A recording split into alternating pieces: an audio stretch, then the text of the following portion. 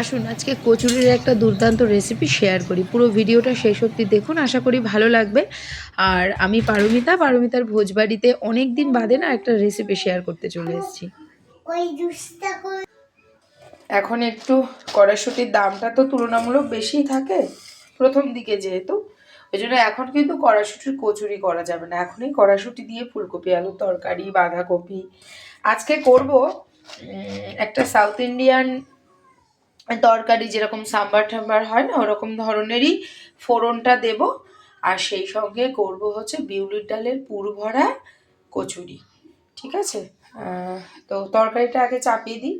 কড়াতে তেলটা গরম করতে দিয়েছি। প্রথমেই বলি, এখানে আমি ফোড়ন দিচ্ছি শুকনো লঙ্কা, কয়েকটা সর্ষে ফোড়ন দেবো আর মেথি ফোড়ন দেবো। ঠিক আছে, তেলটা মোটামুটি গরম হয়ে গেছে, তো ধোয়া ওঠার সঙ্গে সঙ্গে আমি এবার এটা দিয়ে দিলাম। ফোড়নটা দেওয়ার সঙ্গে সঙ্গে না আমি খুন্তি দিয়ে একটু চেপে দেবো, তাহলে না এই সারা গায়ে পুরো সর্ষেটা ফুটবে। এইবার আমি দিয়ে দিলাম কড়াইশুঁটি, যেহেতু ফুটবে, ঠিক আছে, জন্য আমি এটাকে আপাততের জন্য একটু রেখে দিই। এই মেথি আর সর্ষে ফোড়ন দিলে কি হয়, একটা সাউথ ইন্ডিয়ান সাম্বারের যে ফ্লেভারটা ওটা আসে। কারি পাতা হলে তো একদম মানে দারুণ ব্যাপার হতো, কিন্তু এই মুহূর্তে আমার কারি পাতা কাছে নেই।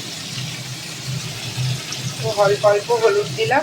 আমি রান্না করছি তো, তুই আমি রান্না করিনি তারপরে দেবো। আচ্ছা, হলুদ দিয়েছি, এবার একটু নুন দিয়ে দিলাম, দিয়ে এবার নাড়াচাড়াটা করি। এই মেথি আর সর্ষে ফোড়নের যে তরকারিগুলো না, এগুলো কিন্তু সাউথ ইন্ডিয়ান সমস্ত খাবারের তরকারি যেগুলো হয় আর কি, সেইগুলোর সঙ্গে বা চাটনি ফাটনি হলে কিন্তু ওরা এই ফ্লেভারটা ইউজ করে। তো সেটা পাওয়ার জন্যই আমি বেসিক্যালি আজকে এই ফোড়নটা ইউজ করলাম। আপনারা চাইলে কিন্তু এর মধ্যে কারি পাতা অবশ্যই দিতে পারেন। তো যাই হোক, আমি নুন আর হলুদ দিয়ে দিয়েছি। দিয়ে এবার আমি কী করবো, ঢাকাটা দিয়ে দিই, তাহলে একটু আস্তে আস্তে ওর মতো হতে থাকবে। তো চলো এবার আমি আটার ডোটা রেডি করি। এখানে আমি বলে নিই, প্রথমে আমি আটা নিয়ে নিয়েছি আমাদের যতটুকু প্রয়োজন আর কি, আমি পরিমাপ করে নিয়ে নিলাম। নুন, যেহেতু রাত্রিবেলা, হ্যাঁ, তো কচুরি বা এই জাতীয় তেলে ভাজা জিনিস তো একটু ডাইজেস্টের প্রবলেম হতে পারে, বাচ্চারাও খাবে যেহেতু, ওই জন্য আমি একটু জোয়ান দিয়ে নিলাম। এর জন্য তেল দিলাম অল্প, সামান্য একটু চিনি, ব্যাস। এবার এটা দিয়ে আমি একটু বেশ কিছুক্ষণ ময়ান দেবো, যাতে ব্যাপারটা খাস্তা হয়। এদিকে ডোটা রেডি করব, তারপরে পুর করার জন্য যেটা করব সেটা আমি একটু পরে বলছি। তো ঝটপট করে আগে আমি এটা করে নিই।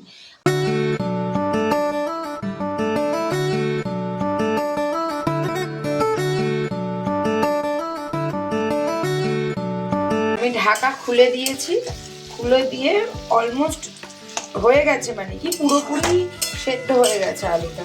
তো এবার আমি একটু জল দিয়ে দেবো, যতটুকু আমার ঝোল দরকার।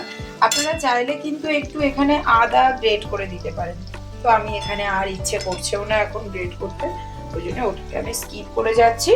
আমি জাস্ট কাঁচা লঙ্কা চিড়ে দেবো, একদম পাতলা একটা আলুর তরকারি হবে, কোনো রকম মশলা দিতে চাইছি না। ব্যাস, আমি এখানে জল দিয়ে দিয়েছি। এবার এই জল দিয়ে জাস্ট একটু ফুট হবে, এবার একটু চিনি দিয়ে দেবো আর কাঁচা লঙ্কা চিড়ে দেবো। এই আলুর তরকারিটা কিন্তু লুচির সঙ্গে ভীষণ ভালো লাগে। তো আজকে কচুরিই করবো, ওর জন্য তার সঙ্গে ওটা করলাম। এই দুটো কাঁচা লঙ্কা দিয়ে দিলাম।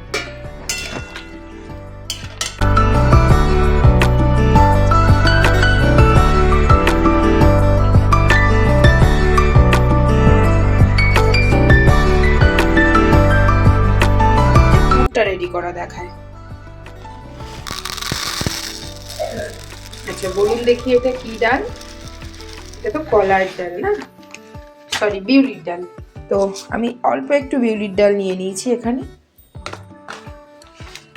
কচুরি মানে তো বেসিক্যালি ছোলার ডালের পুর দিয়েই হয়, তো সেখানে আমি কলার ডালটা দিচ্ছি, তাহলে কি সাউথ ইন্ডিয়ান একটা ফ্লেভার পাওয়া যাবে।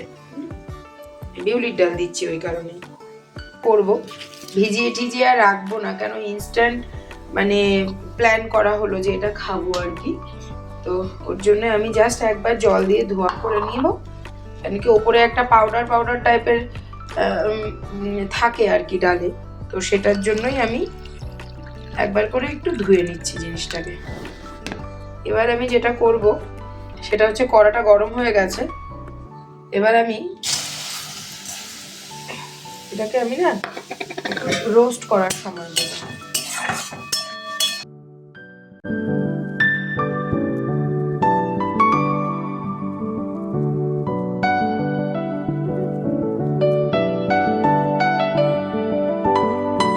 এবার আমি একটু ভাজা পর্যন্ত মানে গন্ধটা বেরোবে এরকম অবধি অপেক্ষা করছি, তাই জন্য এখনো কড়াতে এটা টেলে চলেছে। এদিকে কিন্তু ওই তরকারিটা কিন্তু একদম হয়ে গেছে, আমি গ্যাস অফও করে দিয়েছি, ব্যাস এবার ঢেকে রেখেছি। তরকারিটা কিন্তু দারুণ হয়েছে। আচ্ছা, এবার আমি ডালটা হয়ে গেছে, এবার আমি একটু জিরে দিয়ে নিলাম। জিরে আমি যেহেতু আমি গুঁড়ো মশলা ইউজ করি না, ওই জন্য জিরের গুঁড়ো না, গোটা জিরে দিলাম। আপনারা চাইলে কিন্তু জিরের গুঁড়োটা মানে পাউডার জিরেটাও কিন্তু ইউজ করতে পারেন। এবার একটু বেশ কিছুক্ষণ তেলে নেব।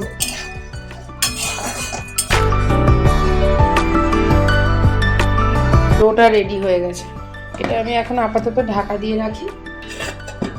ব্যাস ঢাকা থাক। সুন্দর একটা গন্ধ বেরিয়ে গেছে, জানেন তো, দারুণ গন্ধ বেরিয়ে গেছে। গুঁড়ো করে নেব মিক্সি জারের মধ্যে, আমি এগুলোকে ঢেলে নিচ্ছি। যে কোনো কারণে জানেন তো মন খারাপ থাকলে না ভালো একটু কিছু রান্না করতে ইচ্ছা করে, হারমোনিয়াম নিয়ে বসতে ইচ্ছা করে, ভালো লাগে, মনটাকে অন্তত ডাইভার্ট করা যায় কিছু একটু করে। তো আমার খুব কষ্টও হচ্ছে, কিন্তু শুধুমাত্র মনটাকে ডাইভার্ট করার জন্যই এটা করছি। ব্যাস চলো এবার এটাকে গুঁড়ো করে নিই, পাউডার বানিয়ে নিই, নিয়ে পুর টাইপের রেডি করব।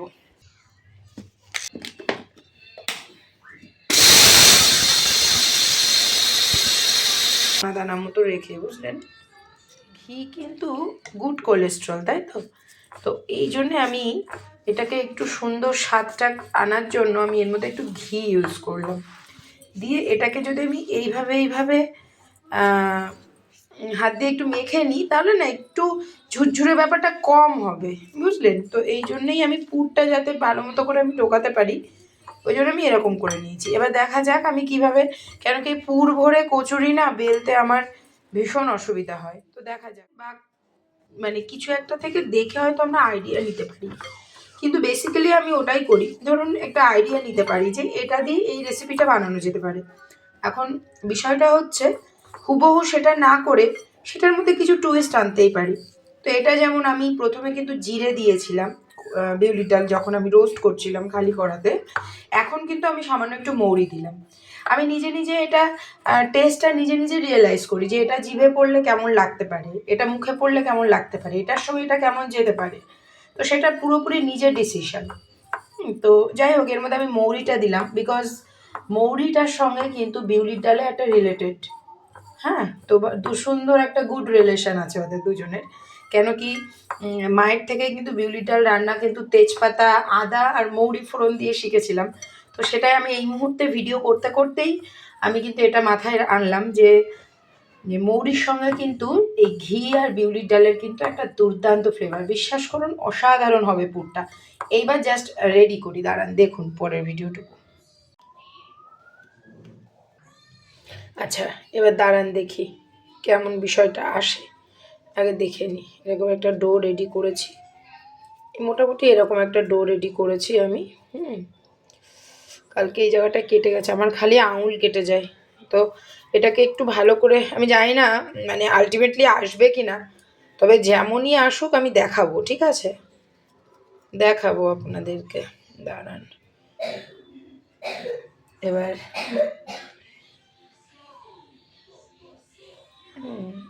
জানি না বিষয়টা কোথায় গিয়ে দাঁড়াবে।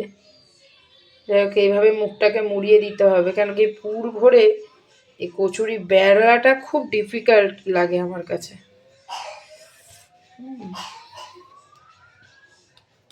সবসময় রান্না করলে এরকমই আঙুলের পরিস্থিতি হবে। এইগুলো খুব সাবধানে রেখেছি আমি, এরকম নখ রাখতে পারি না, তাও রেখেছি। যাই হোক, এই হচ্ছে ব্যাপারটা দাঁড়ালো। এবার দেখি তো বেলতে পারি কি না, দাঁড়ান দেখি। আচ্ছা দেখি, মনে হয় হবে, হবে না সেটা না, হবে ঠিকই।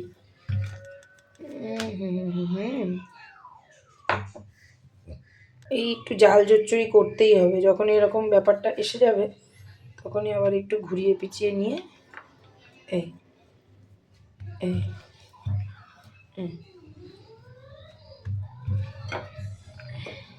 দাঁড়ান দেখি তেলের ঝাড়ি।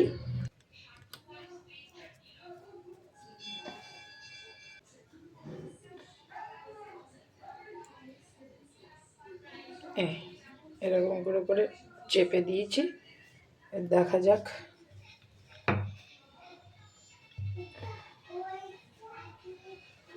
আটা দিলে কি বলুন তো, তেলটা নোংরা হয়ে যাবে, গুঁড়ো গুঁড়ো হয়ে যাবে, ওই জন্যই টেনশন করছি।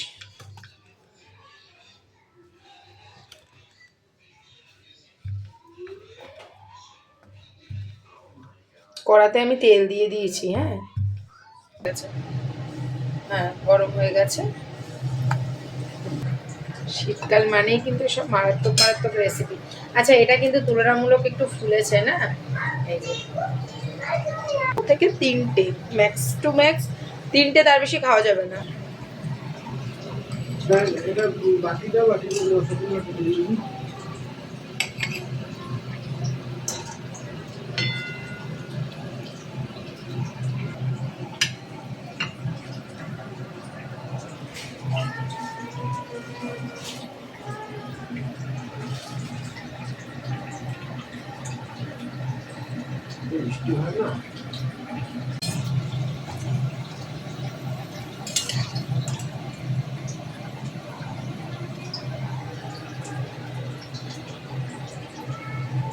তো এইভাবে একদিন বাড়িতে ট্রাই করে দেখুন।